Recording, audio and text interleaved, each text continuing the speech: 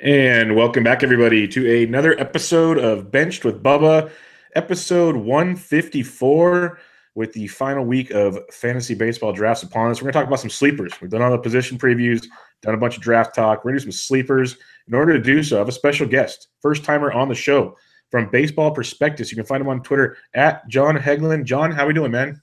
We're doing great. I thought we were doing a whole Giants fantasy preview show, so I thought I was going to be out of here in like 10 minutes.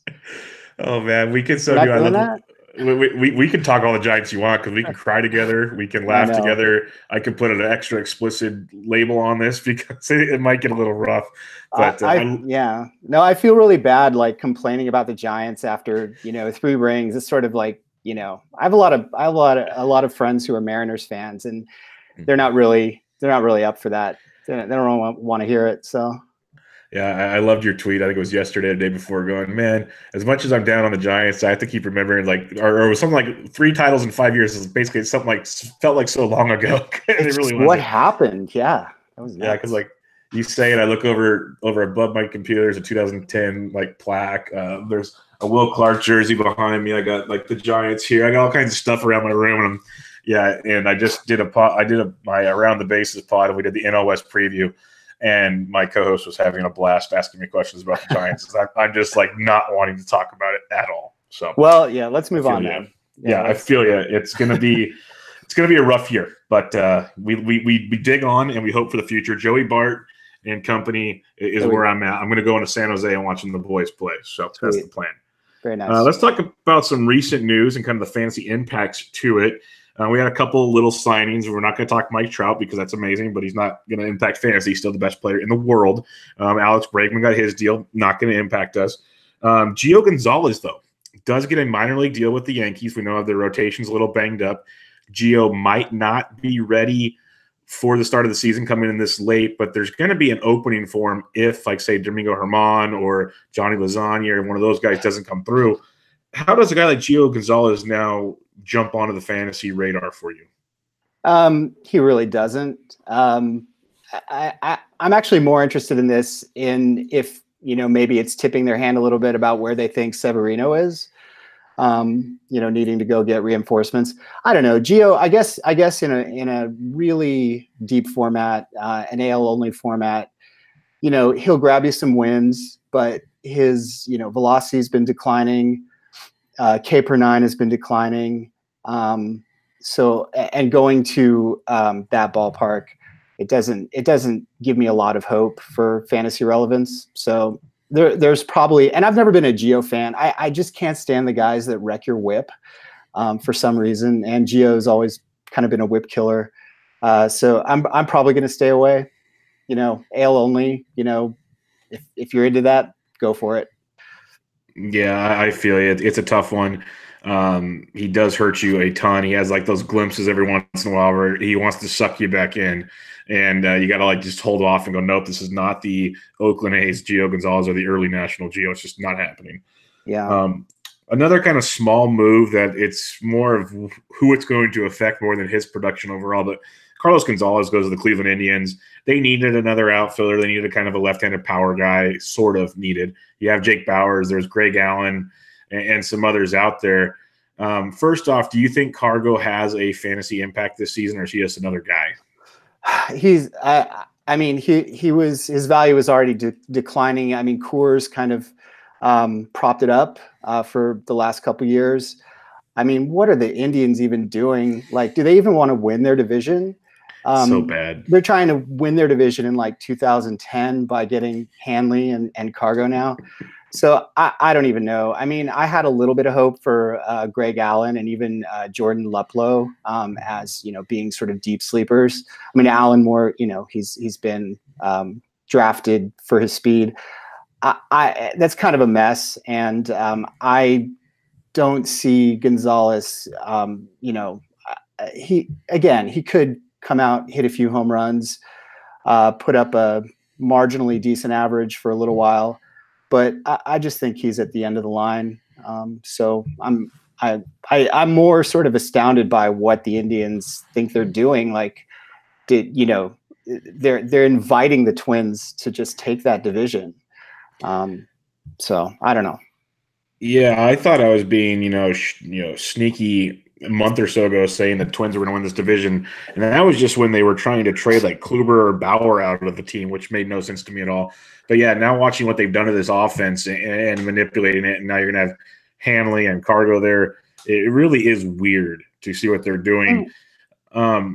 With Greg Allen, like you mentioned, that was kind of an early drafters, late round stolen base target. Does he have any relevancy anymore? I mean, I wouldn't drop him if you can afford to hold him. I'd, see how things play out maybe for the first few weeks. But it's not looking great. And the problem is with someone like Allen, if he's not getting, it's kind of the Gerard Dyson problem. If you're in a league with weekly lineups, do you just plug him in? He takes up that whole lineup spot, and maybe you're getting like 2 steals out of it, and just a pinch running appearance here, a pinch hitting appearance there. So I am, a little bit. I don't have any Allen shares myself, but if I had Allen shares, I'd probably try to hold on at least a week or 2 into the season, unless you really had a roster crunch. That's a good call. And I think daily leagues, he has a little more value sure. to you there. But yeah, it's interesting. He over the weekend at the NFBC main event, he was going around pick 296, right around Jorge Soler, Kevin Kiermaier, and those types. Me personally, I'd probably go Kiermaier and Soler over him with more controlled job environment. What about you? Yeah, no question. I tend not to draft speed only guys anyway.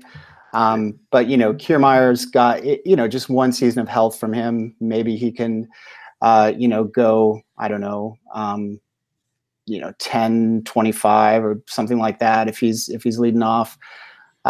Soler, I'm kind of quietly interested in. He had a really good sort of second half of the season last year. It kind of went under the radar with all of the Mondesi hype, but I far prefer those guys to Allen at this point. Yeah, it's interesting the way you mentioned Soler there. It seemed like, through all the draft coverage that I've seen or done or read, whatever, I never saw Soler's name mentioned a ton. It seems like the last week, all of a sudden, just maybe it's because all the home runs he's hit in the spring or what it is. But now this is the second half he had last year, and all these different stories. It's pretty interesting because there's still a lot of value with Soler, and people forget he's just a few years removed from being a high prospect in the Cubs system, and he's kind of just been banged up and not getting that consistent approach out there. So that could be one of those late round targets, especially power wise, that could pay off big time. All right, let's go to the Pittsburgh Pirates, Jung Ho-Kang. He is the starting third baseman now for the Pirates. Interesting situation here. You got to take the off the field stuff as it is. He's playing baseball now. He's been productive in times he's on the field. What are your thoughts on Kang now as the everyday third baseman for the Pirates? Yeah, I think he makes a pretty interesting corner infield option. I wouldn't want to depend on him, as my starting third baseman, because I think there's a little bit of, with the whole, every hit he's had in the spring has been a home run. That's, yes, he still has power, but I have a little bit of skepticism, but I'm interested. I mean, you got to be interested. He's a starting player. He has, when he was the last time he played in the majors, he was on a pace for 30 plus home runs over the course of the season. So, yeah, I mean, you got to be interested. I mean, the Pirates, I don't think that Colin Moran is anyone's idea of a playing time obstacle. So I think they're going to give him a lot of run. So, sure. Yeah, I think there's a lot to like there. Like it's been an issue of consistent time with him on the field in his seasons he's been there, but the power's there, decent batting average, and not a bad option. He's on about pick 353 right now. That's going to continue to climb. Really, yeah. I can't wait to see, like, if I just do a search from, say, this past Saturday to the end of this next Sunday, like an 8-day window there. That's going to be a much different ADP to take a look at. Much, much different. Detroit Tigers. We weren't really looking for them for a lot of fantasy help this year. It's nothing great. Paul Sporer is going to enjoy playing them on the show because they'll be better than real life, stuff like that. But Maikel Fulmer, he's going to have Tommy John surgery. Pretty much a done deal. People were really high on him this year. Less than a week ago, they were worried about him losing 6 miles an hour on a fastball, usually a sign for concern. He's done. We don't really have to analyze that anymore. But the rotation of Boyd, Zimmerman, Tyson Ross, Matt Moore, and Daniel Norris doesn't scream excitement all over the place. Anything there spike your interest? In that rotation, I mean, I am interested in Boyd. I did grab him, I think, as my like SP 6 or 7 in the Tout Wars draft and hold. I'm interested in the strikeout spike from last year, and he's carried it over into the spring. The velo is up. You know, he might have a 3.5 ERA with like 3 wins all season on that team. The rest of that rotation is pretty grisly. I mean, Zimmerman had a few moments last year, but I don't, you know, I can't see rostering him unless I was streaming for a particularly, you know, favorable week. But yeah, I don't know. I've always been interested in Daniel Norris, but I got to see something first before getting back on that boat. Yeah, you can always say you drafted the guy that lives in the van and shaves his beard with an axe. But that's always an interesting Daniel Norris story. But yeah, I'm with you there because when he was a big prospect, I think he came over in the Price deal with Toronto, if I remember correctly. Yeah, that sounds right. And he was supposed to be that guy, and he really has never been that guy. So no. I could see that interesting. The biggest thing with that rotation, you got Matt Moore in a little more friendly ballpark. You got Tyson, you got Ross, and those other guys. They're trying to trade them essentially. So if they get a hot stretch, I guess if you have to spot start, but yeah, it's tough. I am with you on Boyd though. I have a couple shares of Boyd. I think that's interesting. One last one I just want to ask you about, purely speculation. You started mentioning it before we recorded, so now you piqued my interest. We might as well discuss it in case, right after we finish recording, the deal happens. But if not, it's just fun to talk about. There's rumors that Craig Kimbrell, you were saying, might go to the Brew Crew. They're in talks. They're talking. Just like we are, what's going. Yep. We're talking. But, if he goes there, you'd have to imagine he's the closer. So Corey Knebel, Josh Hader, all those options there. Jeremy Jeffress is injured right now, but he also comes into the back end.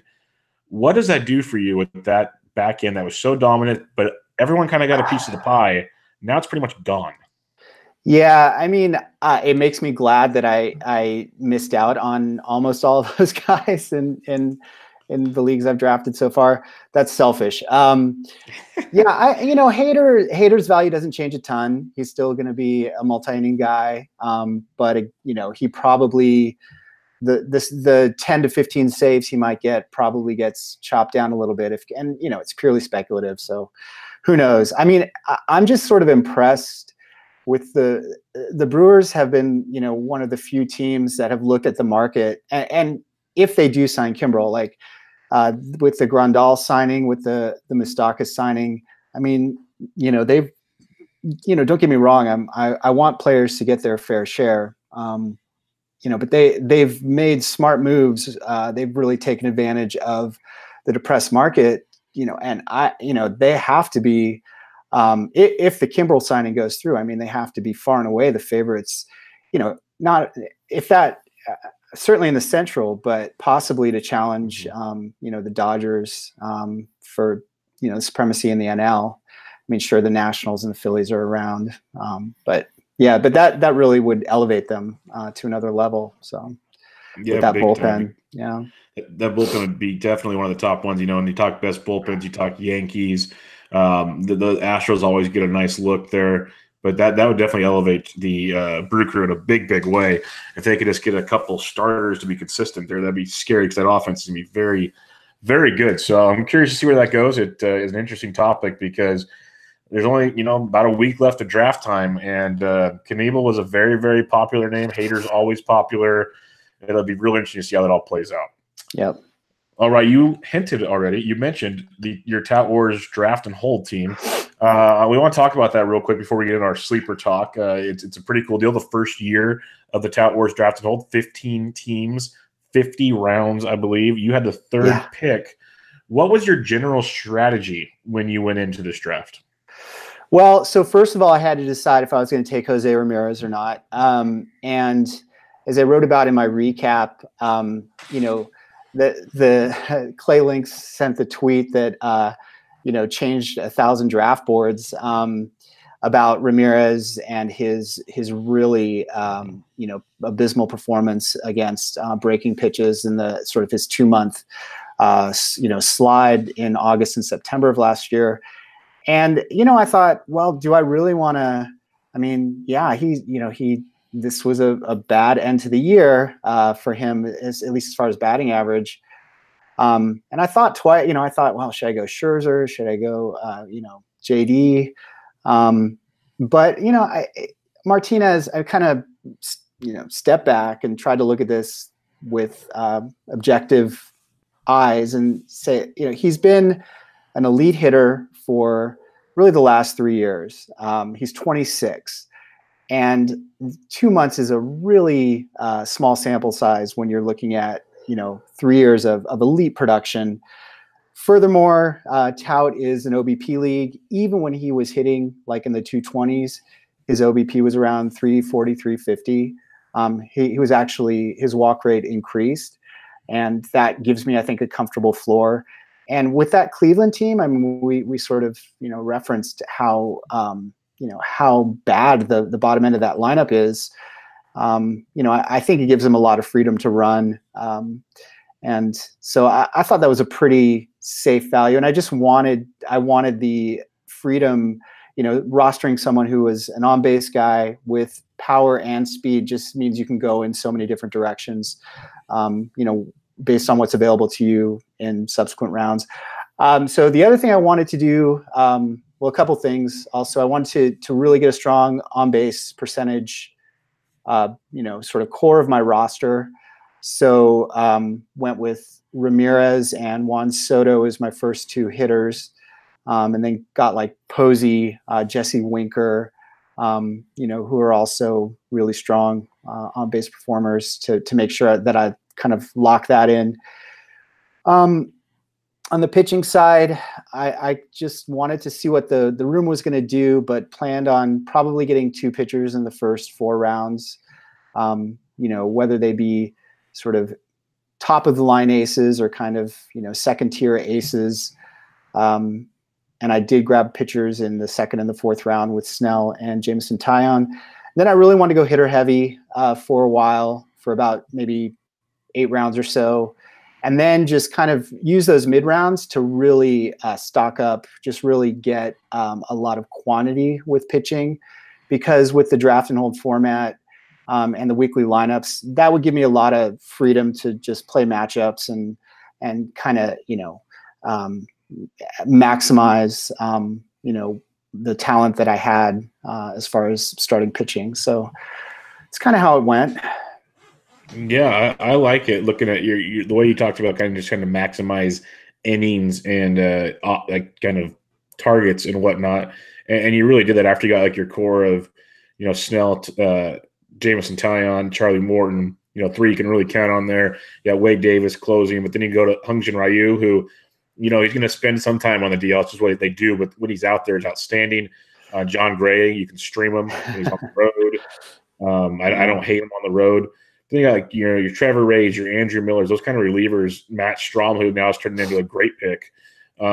Michael Pineda, I think, can be sneaky good. Jeff Samardzija eats up innings. I really like where you went with the pitching there, and it goes on throughout the roster. So there's some good stuff there.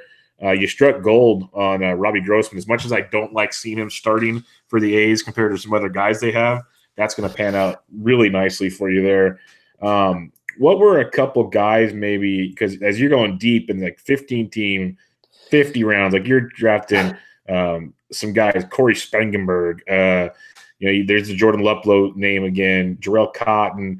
There's a lot of late names you're targeting. Who were some that you were just throwing it and hoping it stuck, or who are a couple that maybe you thought, okay, these guys actually have a path to playing time if it all works out?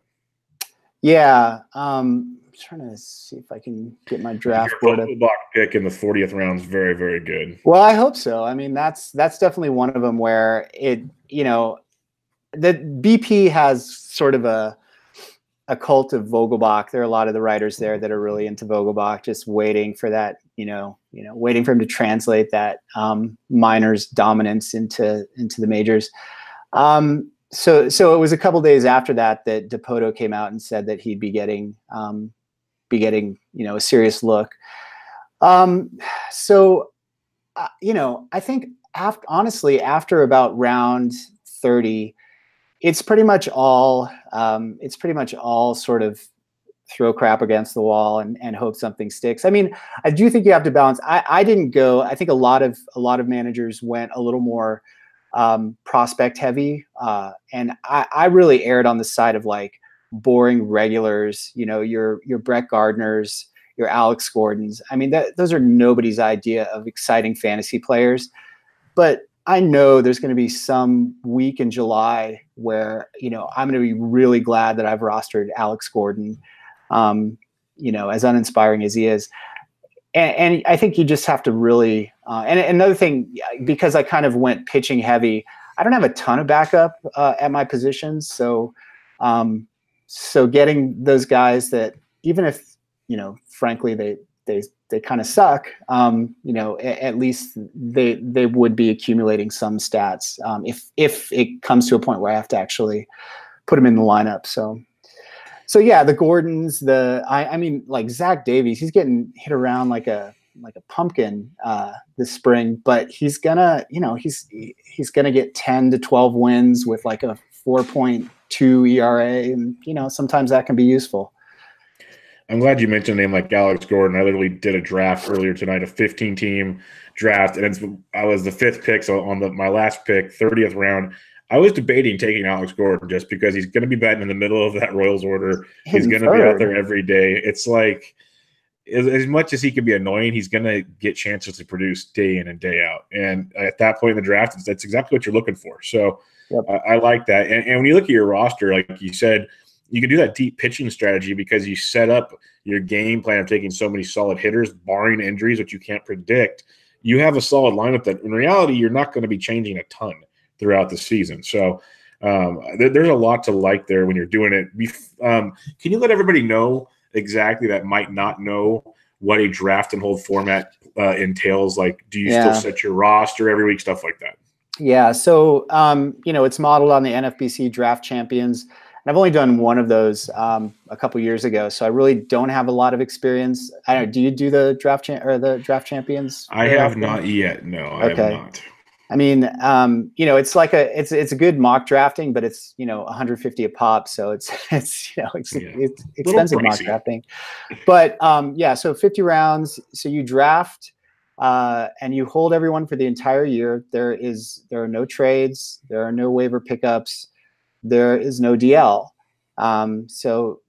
Every and then you set your lineup weekly based on what you have on your 50 player roster. So you have to be like, you have to have your crystal ball out and be looking at, okay, what could happen, in July or August, or September when I'm down in the stretch run. What players could emerge, what roles could change, and that's hard. And I don't know. I think a lot of the other players did better with that than I did, to be honest. But everything that every player you roster for the entire season comes out of those 50 that you draft. No, and I like that idea. It's just totally different. I do hear people compare it to a mock draft. I'm like, yeah, that's one way to do a mock draft. But I guess at worst, because everyone always says, "Man, I wish I could play this team out and see how it does." And now you get to for $150. Right. Give it a shot. So I like the concept behind it. The OBP, you're seeing more and more of that these days. That makes things very, very interesting and does change things. Like that Juan Soto pick is, I think, an actual steal at that point in the draft. Your third pick in the third round, he is an OBP monster. So that's outstanding. Yeah, I'm excited. I mean, I actually, when I started to kind of game out the first few rounds, I kind of had Soto penciled in, just hoping he would be there. And then I actually, was debating for a minute about between him and Chris Bryant. I think Bryant was there. Yeah, Bryant went the next pick. And I couldn't resist Soto with, the year he had last year. And I know people say, well, could be a sophomore slump, but he was up, for the better part of the year. Pitchers had a chance to adjust to him. He adjusted back. he's got such great on. I mean, he's just so polished, right, for a kid basically. That I mean, if he does what he did last year over a full season, has great value. He doesn't even, in the third round, he doesn't necessarily have to take a step forward to be worth that third round pick. Yeah, no, I like that a lot. Puig, Jesse Winker going to be sneaky good. It looks like he's actually going to get the job now because there's always rumors that he might not be there, and they're getting wise on that one. I think Ryan Braun is one of my favorite kind of mid-round targets there. Very, very good. A lot to like in that respect. You got Whoa Nelly here, always a good deal. Talking about some of your pitchers, just to talk some players here now. Blake Snell, you took him as your number one pitcher, second round. Obviously had a phenomenal season last year, Cy Young Award winner, not much to hide there. There are, the doubters that say, how can you do it with this kind of, left on base rate and all this stuff. I think he's still going to be very, very good this year. It's tough to be that good, but he's going to be very, very good. What sold you on taking him in the second round?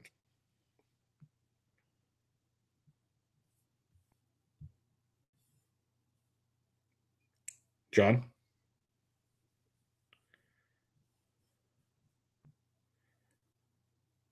John?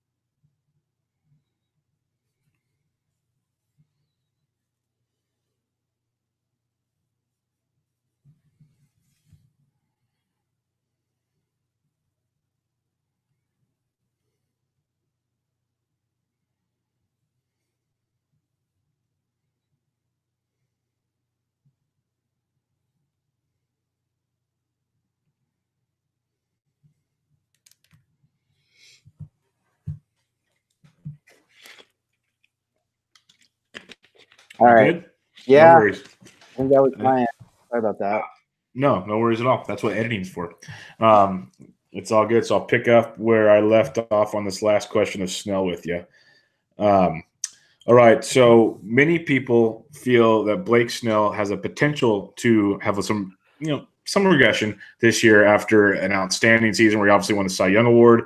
I think he's going to be very, very good. What was it that sold you on Blake Snell as your second pick and your first starting pitcher? Yeah, well, honestly, I probably would have taken Nola, Verlander, Cole, along with the big three ahead. So I wasn't targeting him.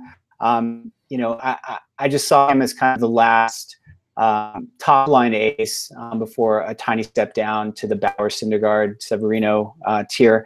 I mean, I think the strikeouts are legit. I expect the whip to maybe tick up a bit. The ERA is going to tick up a bit. But he really, the way he finished the end of the season last year, it was not a pitcher that was getting tired. It was a pitcher that was finding another level. So I have a little bit of, nervousness about it, but not much. I mean, I think he's gonna ace out pretty hard. Yeah, no, I think he's gonna be very, very good. I was curious your thought process on that. You mentioned Matt Boyd earlier when we were talking Tigers. You grabbed him. You got Matt Strom, and I think it's really interesting. So when you're doing this draft, there was a little bit of talk on him, but now the talk is through the roof.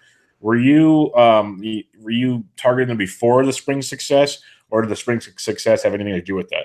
So he got on my radar. So I was actually working with Darius Austin at BP, and we were kind of doing some work on the depth charts, going over all of the bullpen situations and trying to project saves.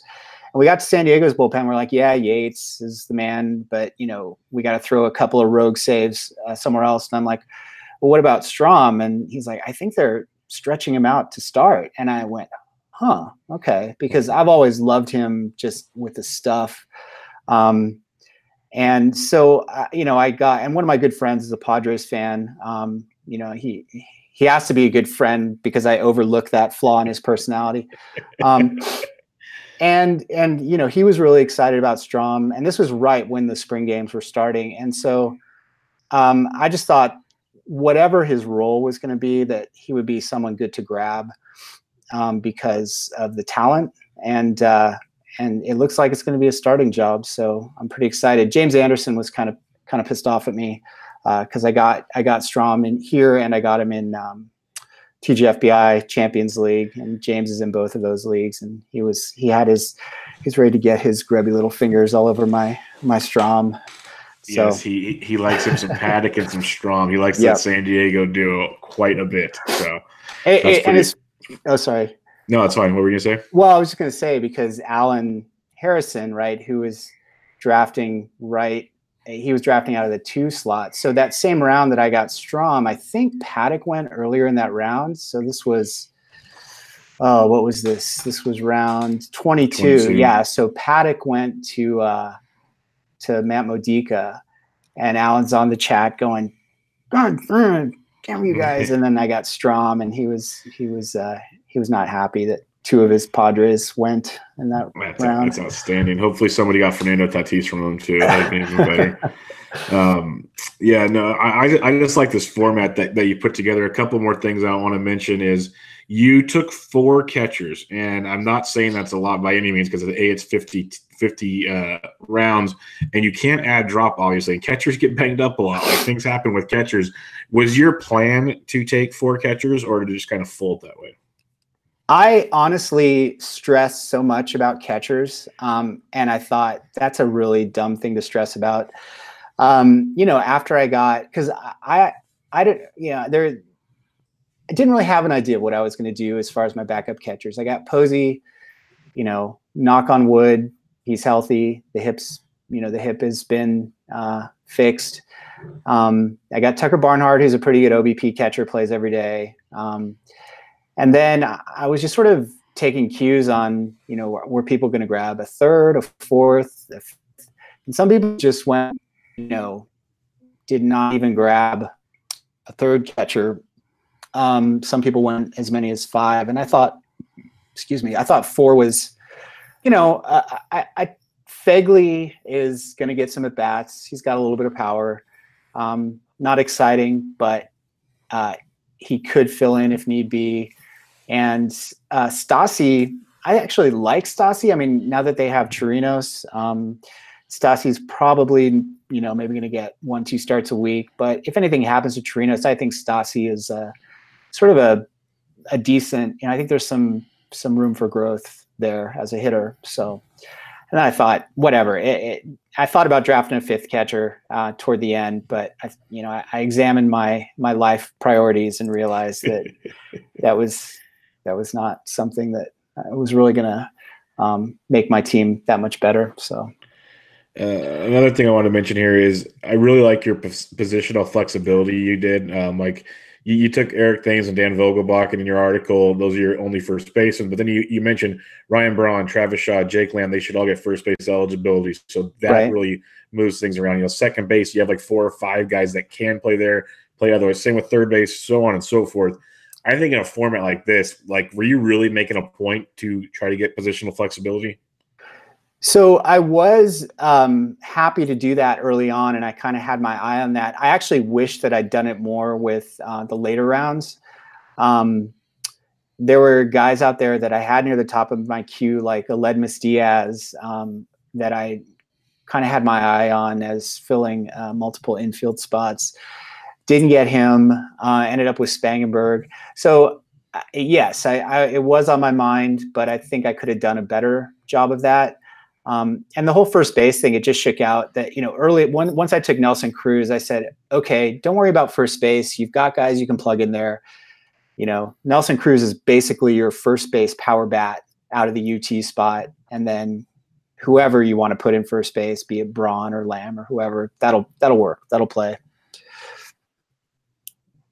It's a very, very good way to put that, because some people get worried about, position. When you get in the grand scheme of it, you just got to sit back and go, am I filling my stats? Anyway, I have to fill up my stats for my roto categories or whatever. Doesn't matter where they come from, because in the category columns, they don't define, first base has to get this many or whatever. So that's a very good point, is you shouldn't worry about it as much as I think some people do. Some people try to make a point to fill it out a certain way. Any final thoughts, any overall thoughts on your team, how it looks going into the season? Obviously a long ways to go, but overall, what were your take-homes from this draft? I mean, I'm usually very critical of my drafts, and I actually think this one went pretty well. I have no idea with saves, and I don't think anybody has any idea. So I got some dart throws there. Maybe it works out. Maybe it doesn't. Hopefully Wade Davis can, keep his grip on that Colorado job. But I'm really excited to start the season. I mean, basically my whole motivation from TGFBI last year, and then doing the Champions League and Tout Wars this year, is just not to embarrass myself. So I don't think it was an embarrassing draft, and we'll see how it turns out. No, there's nothing wrong with that draft at all. If you were to win this league, you get to pick a food item for Foley's next year. What would you pick? I know this is off the cuff here, but what would you pick? I think it would have to be some kind of tacos, to be honest with you. Nice. I'm a California. I'm exiled from California. You're a California dude too, so it's all about the tacos. We love our Mexican food. It's everywhere. People. I always laugh when I travel somewhere. You probably deal with this too, and I love Mexican food. I really do. But when we travel places, people go, "Oh, let's go get some Mexican food." I'm like, can we try something else? Just something else would be great. But, Well, try living in Idaho and finding good Mexican food. So those poor people. That's like getting sushi. It's it's not the best. No, not at all. I didn't put it on the outline, but just real quick, you mentioned it a few times. Just give me a quick synopsis. How was the TGFBI Champions League draft? So I kind of felt I was drafting, I think, from the 9 spot, and I honestly felt the whole draft like I was caught in a tornado, and I was just clutching onto a lamppost and just trying to hold on. It was wild. I mean, I think I ended up drafting because everyone was just going crazy and just going just reaching for guys, and the chat box was hilarious. It was just constantly, oh man, I can't believe, I couldn't, how you took him 3 rounds too early. Why did you, and you still snipe me? So I ended up drafting kind of a vanilla team. I thought, a little bit of upside here, a little bit of a lot of, sort of steady eddies. And I honestly don't know. I probably feel a little bit better about the Tout Wars draft. But who knows, we'll see. Yeah, no, I've heard a lot of stories. I know I asked Toby, I've asked James how they all liked it. And it was a lot of similar thoughts there. It was just kind of chaos, and it was technically organized chaos, but it was chaos, and you just kind of had to go with your gut and kind of throw everything else out the window. Yeah, so, it was a blast. Yeah, really good stuff there. All right, let's we did the draft recap, but let's talk some sleepers, because like I said, it's kind of the last week of drafts. People will do a lot this weekend. Technically, the season starts tonight. Technically, Let's start. We'll do first base, second base, shortstop, third base, and outfield. A couple from each of us. I'm going to skip catcher. Sorry for all those guys that love their catchers, but I think you can figure that one out by now. Let's start at the first base position. Give me your first base sleeper. Okay, and so a lot of these sleepers aren't going to be necessarily sexy because I feel like at this point in draft season, everyone has been talked about. True. So I'm trying to struggle to find guys that actually are going to give you some value, and you might be overlooking them because they're boring. So my first one is Jose Martinez. Look, I think you got to just buy the skills and hope that either he gets traded or a role emerges. The dude has hit his slash line since the beginning of 2017: 306, 369, 478. That's in 897 plate appearances. He hits. He's not a 30 home run guy. He's more of a line drive, ground ball hitter.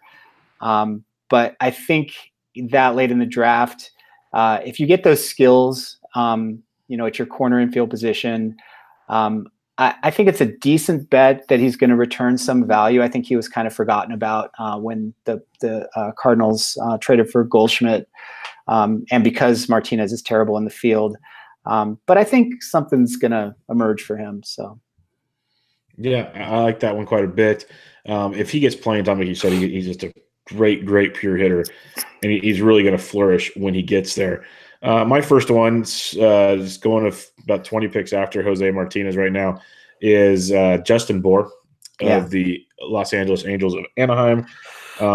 Right now with Shohei Ohtani out, Bour should be hitting in the middle of that order. He's either DHing or playing first, depending on what Pujols does. You have to imagine eventually Brad Ausmus. It's going to be tough to bench Pujols, but I think Bour's going to get a lot more playing time than people think. I'm not saying it's a full-time deal because they will not full-time bench Pujols, but when it comes to a guy like Justin Bour, when he gets that everyday playing time, he hits, and he hits a lot of power. So this is a guy you can get like around 320, 350 in a lot of drafts. He has legit 20 home run upside. We've seen him go for much more when he gets that everyday playing time. And with that, new fence in right field, that's the storyline. But he's had 20 or more homers in back-to-back years, and he's only had around 429 or 500 at-bats. We've seen him hit 15, 23, and in the minors, he's pretty much close to a 20 home run or more guy year in and year out without playing full season. So a lot to like there at Justin Bour, and even in an OBP league, he brings a little bit to the party with an OBP of 340 or better in back-to-back seasons. So when it comes to a guy like Bour, I think he's a nice little sleeper that most people don't really care to talk about. Yeah, I totally agree. Yeah, Bour was on my short list. So. Yeah, no, I like him a lot. What is your second guy? This is special for you, Bubba. Let's talk about Brandon Belt. Let's talk about that. I'm just hoping for that one healthy season. I'm not gonna pretend that he's going to fulfill the promise that I think Giants fans had pegged on him when he started his career. But he still is a solid hitter. He's improved his launch. He's sort of raised his launch angle a little bit over the past few years. Not that it helps when you're a lefty hitting in whatever park they're calling it now. It'll always be AT&T to me. Thank you. Oracle That's what I always say. AT&T Park. But I think that another kind of theme of my sleepers is late round players that can help you in average and runs. Now, Belt's not a super average guy, but he can reasonably hit 250 to 260, I think, if he's healthy. And he is I think that he when you get those sluggers like maybe Bour and CJ Cron, they're really going to lag in the runs category. And, Belt can get you 70 to 85 runs if he's playing full time. And I think that's a nice little perk. We're talking late round here, but I would not completely write off Brandon Belt just yet. No, I like the Belt call quite a bit. I wrote about him in my first base sleeper column, and I think there's a lot to like there. People pretty much have written him off, and it's just because he's getting hurt all the time, the concussions, which is a legit concern. But, yeah, if he can just play every day, that's scary good. My second one, I had a few to pick from this guy. It's going to be interesting because it looks like he's going to get some everyday playing time with the Houston Astros. It's Tyler White. if that playing time continues, this is a guy that has 15 to 20 home run power, and he actually helps in the batting average column more than you'd expect. He hit 276 with the Astros last year in 66 games, and in only 22 games in 17, he had 279, but he was hit over 300 in AAA both those seasons. For the most part, he's been a career, you've seen him hit 260, 270 or above through most minor league stops. So there's a lot to like in that respect, and a pretty loaded lineup. He's got about a 20% carry, which is not ideal, but the power's there, brings a little bit extra to the lineup, and to not have your batting average just drown you at that point in the draft is a sleeper. There's a bunch to pick from down here at first base, but one that I think you can get a little later than you'd think. Definitely. All right, second baseman. Give me your first second base target. All right. I feel like he's getting a lot of helium lately, but I still think Adam Frazier is being undervalued and drafted a little too late. He's going in the it'd be interesting to look at the past couple weeks, but overall he's been going in deep in the 300s. I mean, he's supposed to be leading off, playing every day at second base for Pittsburgh. He's a good contact guy. He's got a little speed, a little power. This is a time in the draft when you're just looking, you're not looking for a game changer necessarily in any one category. You're just looking for someone that can give you, a little bit across the board.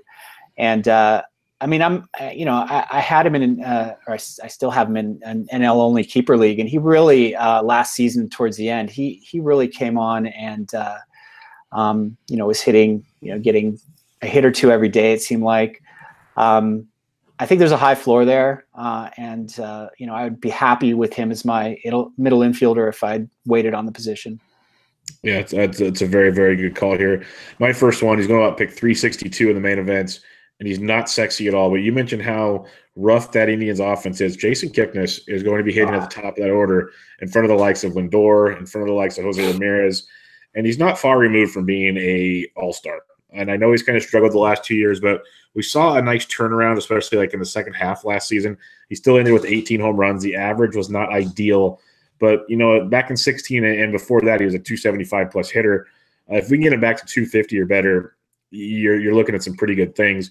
You're going to get 15 plus home runs, almost 10 stolen bases, possibly at basically a free pick as a middle infield option. I think Jason Kipnis is one of those guys that people have kind of been like, ew, I've had enough of him. But in the grand scheme of things, if he's hitting in front of the likes of Jose Ramirez, who you talked about earlier, when Lindor comes back, there's something to like there with Jason Kipnis. And the playing time is going to be there for him for now, because unless Hanley Ramirez somehow screws that up too. But, Kipnis should be there and is an option for me late in the drafts. All right. I like your second one here. He was a cover boy for my sleeper second base article. So who you got? All right, Starlin the Marlin, Starlin Castro. I think he's actually similar to Frazier. He's actually going very close to Frazier. I got him in the Champions League. I was happy to get him that late.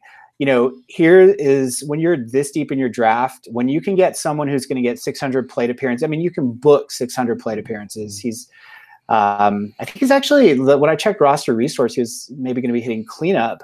Yeah, he's in the middle of that order. Yeah, which I don't know. I've gotten weirdly interested in the Marlins lately. We might. So have I. They have so many veterans that are like late round targets. This might not be the last Marlin we talk about. I wonder if they'll finish better than the Giants this year. No. I know. But anyway, back to Starlin. To get, when you think about how to establish a nice base for your average, I mean, if you can get someone who's going to hit 270, 280 over 600 plate appearances, I mean, that's huge, because that just makes your denominator for that that average stat so much larger. I think I'm doing the math right, but I'm an English guy, so I don't know. But he'll give you some help in counting stats. Maybe 15 homers, 5 steals. But the runs should be a solid tally. Maybe 80 to 85 runs, which are just thrilled to get in like the 25th round or whatever. I'm pretty, maybe excitement isn't the right word, but I'm happy to end up with Starlin Castro. Yeah, I have no problem with Starlin. He's another one of those kind of boring picks that, like you said, 600 plate appearances at that point in the draft. I have no problem being a boring team that has guys that get the job done. So I like that a lot. My second baseman, and his helium's been coming up as well because they're actually looking like they're going to have playing time for Chad Pender in Oakland. This guy, I've loved him doing DFS when he's in the lineup versus a left-handed pitcher. He mashes them. I'm a big fan of Chad Pender, and if the reports are true that he is going to be a guy that gets you close to 450 to 500 at bats, I think this could be a steal. He's going to be multi-position eligible. He's going to hit for a decent, maybe a 260 plus average, but that power is there. There's a lot to like with Chad Pender getting everyday playing time. So he's free right now, but his value is going up. He's another guy that I could see, like Jung Ho-Kang, who we talked about earlier, that I could see that ADP climbing quite a bit come next weekend. So can I ask you about Pinder? So is he now is he looking to get at bats in the outfield now? Yep. Okay. Yeah, so he's going to get some time against righties now too, as well as being the lefty killer that he's been. Yep. So they're gonna try him out in the outfield. Plus, he'll kind of play that utility role in the infield in certain matchups. So they're gonna attempt to get him out there as much as possible. It looks like, which would be tremendous. Yeah, dude has legit power. Yeah. So pretty happy on that one. Let's get to the shortstop position, a position that everyone is claiming is super, super deep, and I'm not arguing that at all. And your first one here is a guy that I have targeted in a lot of drafts. Who you got? I think I put Kike Hernandez first. Is that who we're talking about? Yeah, that is correct. So I mean, could have put him in the second base sleepers or the outfield sleepers as well. I think of him next. I can't think of him without comparing him to Chris Taylor, his teammate. Kike has one more position of eligibility right now. I mean, Taylor will probably get second base back in short order, but Kike's got second, short, and outfield. He's going 100 picks later than Taylor. He's really erased his platoon split. He used to be a lefty masher like Pinder, or thought of that way. But he's almost as good against righties. He's got legit 25 home run power. He's in a stacked lineup. And, the Dodgers are a pain in the ass. We know this with both the lineup and the pitching. But I could see a scenario where he's putting in maybe, 2-3 times a week at second, and then maybe part of a platoon with Jock Peterson or Alex Verdugo, the short side of the platoon in the outfield a couple days. I think he'll get his, 450 to 500 plate appearances and, getting you at least 20 home runs and a decent-ish average. I'm really into, and the multi-position eligibility. So I'm really liking if I can get Kike late in the draft.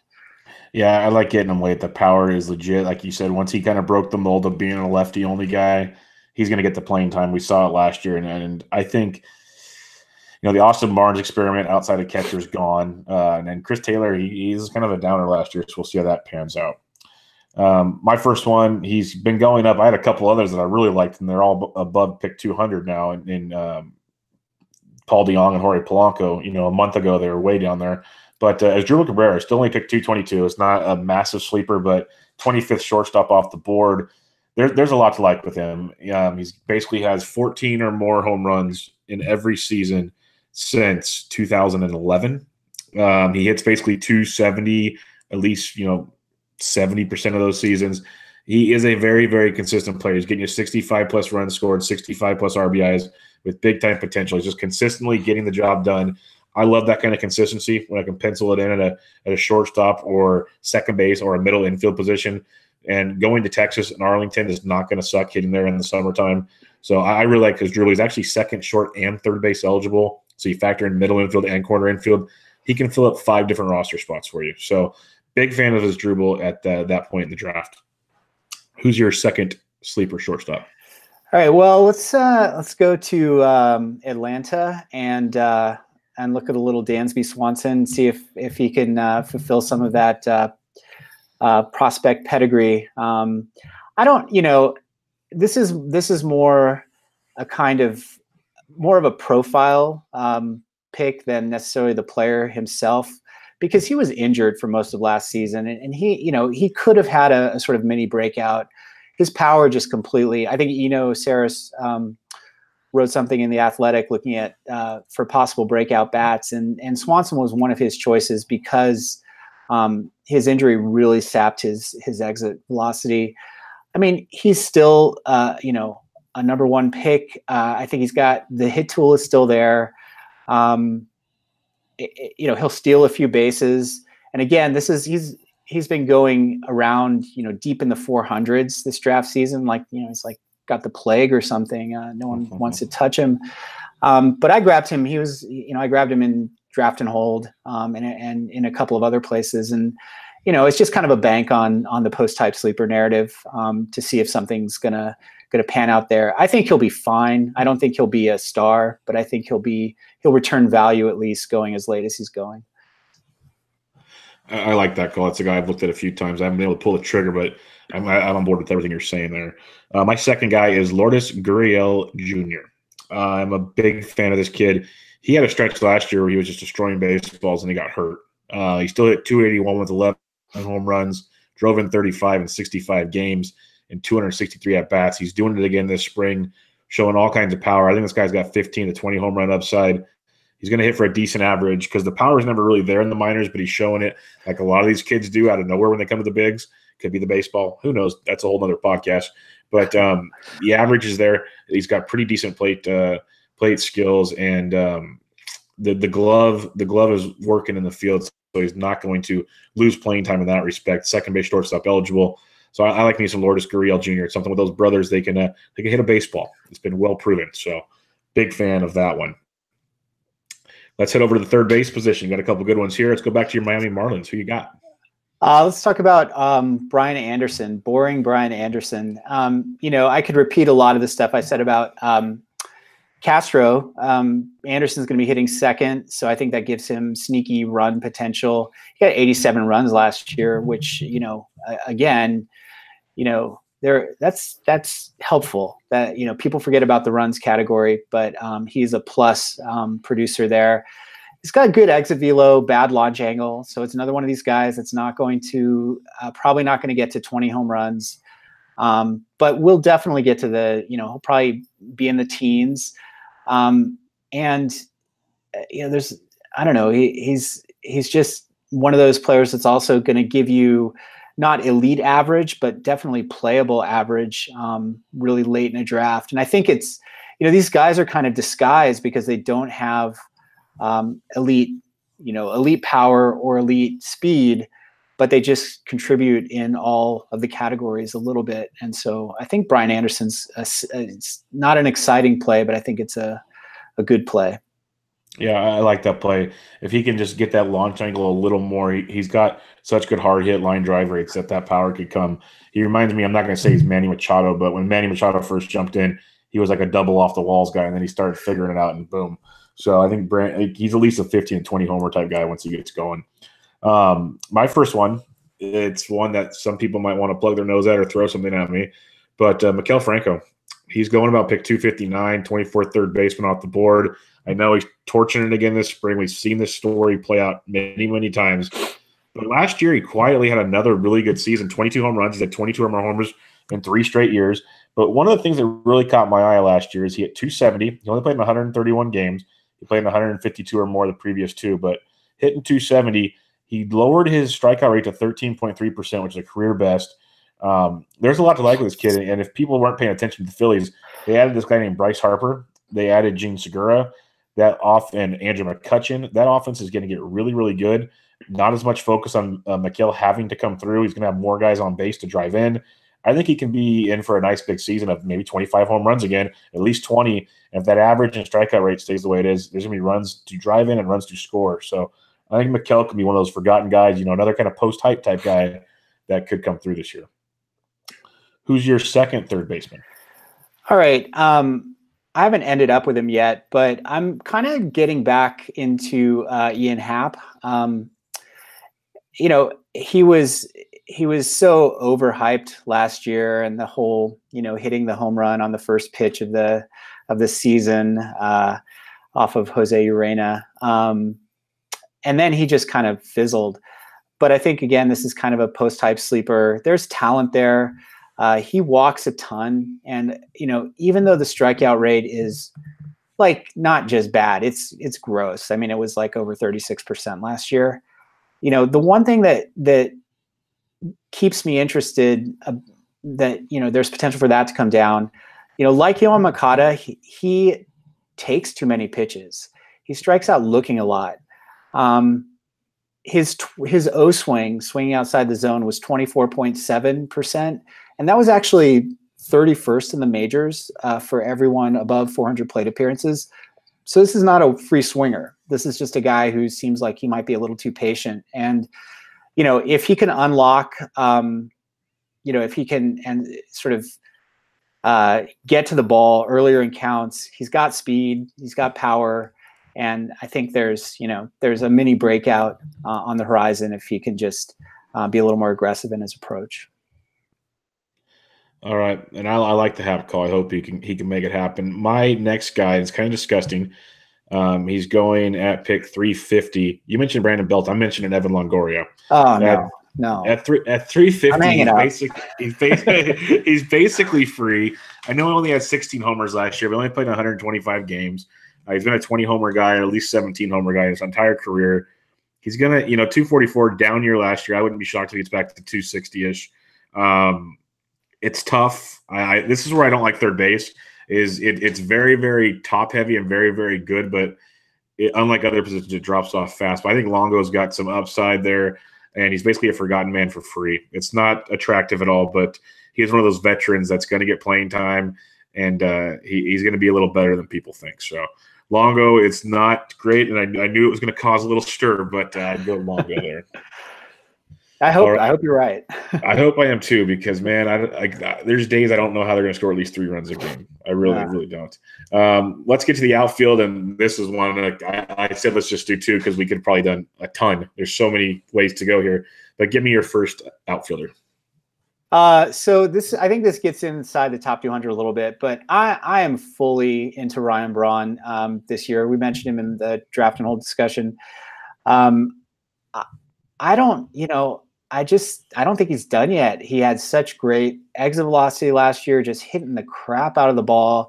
And he's worked on his launch angle in the offseason. And, I guess I trust a veteran a little bit more to be able to make those changes in approach without totally wrecking, messing up his swing. So I'm, and he still steals bases, he's been around for decades, it seems like, but he still steals double-digit bases. So, he could get hurt tomorrow. That's always a possibility with Braun. But I think when he's on the field, he's a great guy to have, and I'm excited to see, if he can, sort of get that power back up a little bit more this year, and have a little late career surge. I wouldn't be surprised if that happened at all. Yeah, I like that Braun call quite a bit. For me, my first one going to pick 269 right now, outfielder for the Toronto Blue Jays, Kevin Pillar. He should be leading off in that lineup. It's a guy you can get at that point in the draft with 15 upside, 15 homers, 15 stolen base upside. It's going to hit you about 260 or better. He's going to score some runs. Blue Jays aren't going to be that attractive, but he is going to get his at the top of that order. Gold Glove defender, so they're going to keep him in the lineup as much as they can. So Kevin Pillar is definitely a guy that gets overlooked. That ADP I gave you was from the main event. He was going much later in other drafts. So the main event guys saw something there, and I'd keep an eye on Kevin Pillar as a late target to look at. Who is your second outfielder? Okay, so I wrote him up at BP when we did our outfielders to target piece, and it's Max Kepler for the Twins. So he really made strides last year in kind of the underlying metrics, and it didn't necessarily show up in his batting average. Let's see. So are we still going?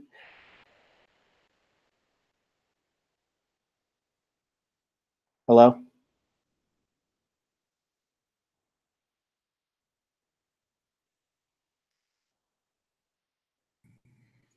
Sorry about that. We're having some fun technical deals tonight.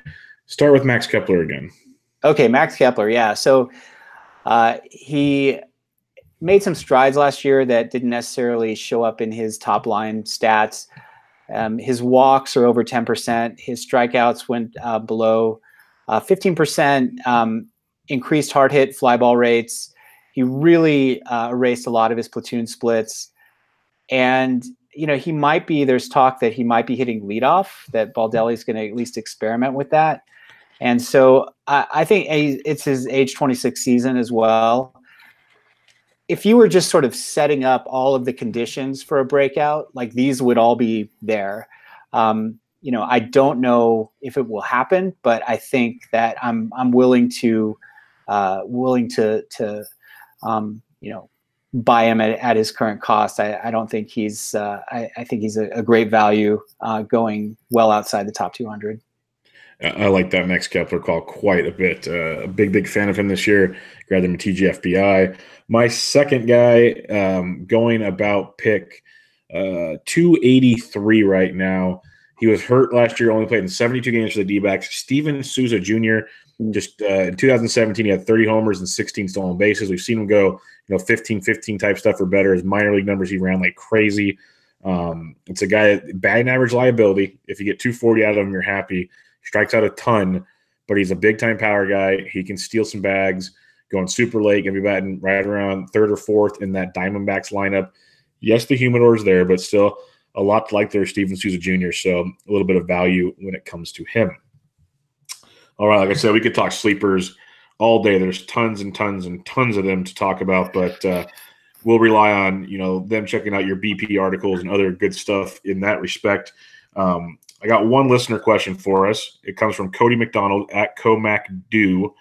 What is the deepest you'll go on hitters until you take your first SP1 in a draft? 1 round, maybe. I mean, I could see drafts where I would wait till the third.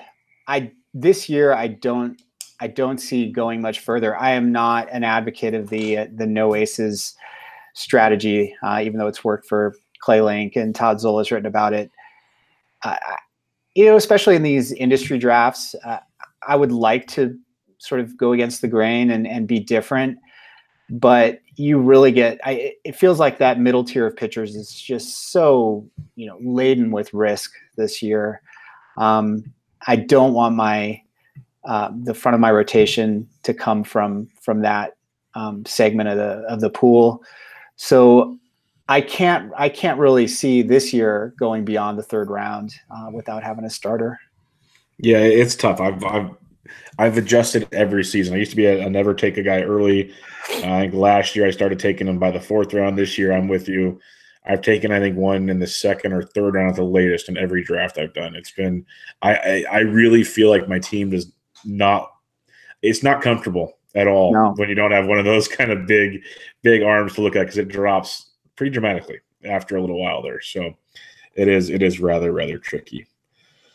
But all right, John, this has been great. It is awesome having you. We will do this again sometime for sure. Why don't you plug what you got going on at Baseball Prospectus and where they can find you?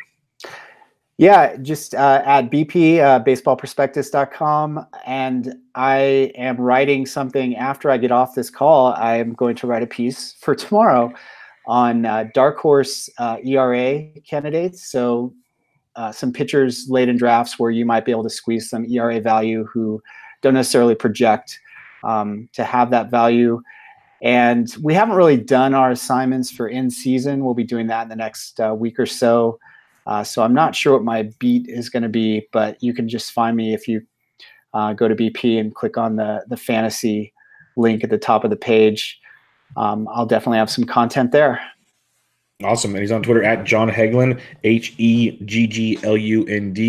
John, this is a lot of fun, man. I appreciate you jumping on. And like I said, we'll do this again sometime. Cool. I hope so. Thanks, Bubba. No problem. Everybody, this is Bench with Bubba, episode 154. Talking some fantasy baseball sleepers with Jon Hegglund of Baseball Prospectus. Catch you guys later.